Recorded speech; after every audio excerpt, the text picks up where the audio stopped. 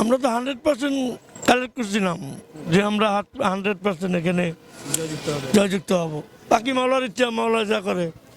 Vote কেন্দ্রে তো ইতিপূর্বে কেউ আসে ভোট দিতে পারেনি, এবার কি আপনারা আলহামদুলিল্লাহ অনুমতি ভালো এবং সুষ্ঠু ভোট হচ্ছে ইনশাল্লাহ।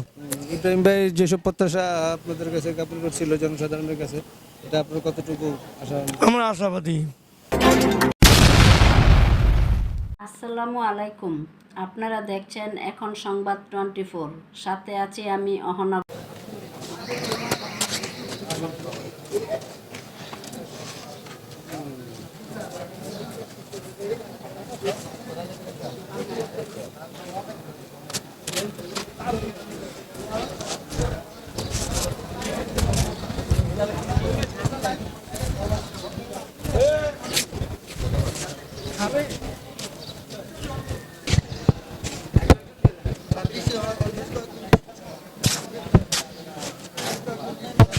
যখন 17 বছর পরে নির্বাচনে ভোট কেন্দ্রে এসে কিরকম অনুভব? এক্সপিরিয়েন্স আগের থেকে ভালো, এবারের পরিবেশ আগের থেকে অনেকটাই ভালো, পরিবর্তন অনেকটা হয়েছে। আপনারা এখন বর্তমানে কাকে প্রত্যাশা করেন?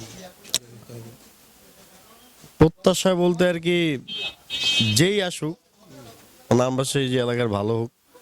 আর ভোট তো যার যার গণতান্ত্রিক অধিকার, এটা যার যার ভিতর থাকুক। আপনাদের অত্র এলাকায় তো গ্যাস সংকটটা মনে হয় বেশি। যে হ্যাঁ, গ্যাস সংকটটা তো অবশ্যই, আবার মাদক দ্রব্য, ঠিক আছে, এগুলো একটা সমস্যা। আমরা চাই যেই আসুক অন্ততপক্ষে এইসব বিষয়গুলো যাতে একটু গভীরভাবে পর্যবেক্ষণ করুক। আর গ্যাসের সংকটটা হলো সবচেয়ে বেশি প্রধান সমস্যা এখন আমাদের এলাকায় আর কি। তো আপনারা তো স্কুল কলেজ ও প্রতিষ্ঠার ব্যাপারে কোনো আপিল আছে আপনাদের? আপিল আছে বলতে কি আর কি, শিক্ষা ব্যবস্থা তো এখন আর আগের মতো নাই, কিন্তু আমরা চাই যেই সরকারি আসুক যাতে শিক্ষা ব্যবস্থা যাতে একটু জোর আর কি আগের থেকে যাতে একটু জোরদার করা হোক, চিকিৎসা ব্যবস্থা যাতে একটু জোরদার করা হোক। আমাদের আম পাবলিক জনগণের একটাই আশা, যেই আসুক অন্ততপক্ষে যাতে সাধারণ পাবলিকের যাতে ভোগান্তি, যে জায়গায় আর কি কষ্ট, এগুলো যাতে একটু সহজভাবে সবকিছু যাতে হয় আর কি, এটাই আর কি প্রত্যাশা, আর কিছুই না। ধন্যবাদ।